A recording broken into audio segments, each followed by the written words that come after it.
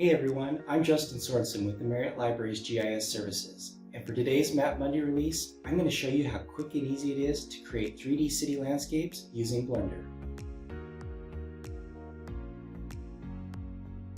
Blender is a free, open-source 3D creation suite used to create animations, visual effects, printable models, and interactive applications.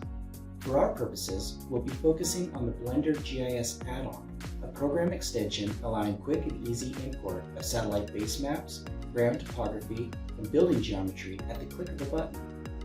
Start by downloading and installing Blender to your computer, as well as the Blender GIS add-on, following the installation instructions provided with the download.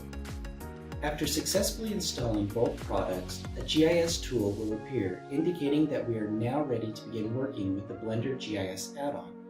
Begin by selecting the GIS tool, navigating to the Web Geodata option, and selecting Basemap. For this demonstration, we will maintain the default options of Google Basemap and a satellite layer, but feel free to experiment with other Basemap options that are available.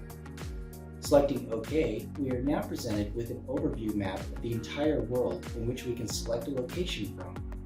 Today, we'll be creating a 3D city landscape representing New York City.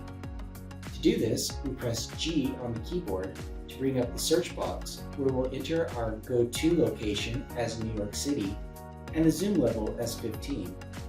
Selecting OK, we are taken to a satellite view of New York City, where we can zoom in and navigate to the extent of the 3D city landscape we wish to create. Selecting E on the keyboard locks this extent into place, and we are ready to begin creating our city landscape model.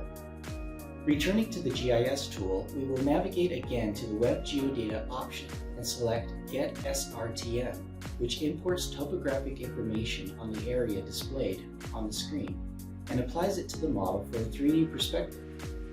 We will now add in the building features for New York City by returning to the GIS tool, navigating to the Web Geodata option, and selecting Get OSM or OpenStreetMap data.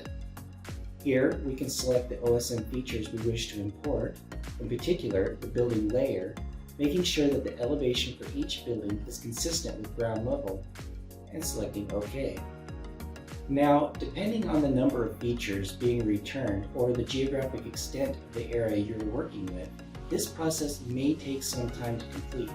But when it does, you will have a quick and easy 3D digital representation of an area of your choice.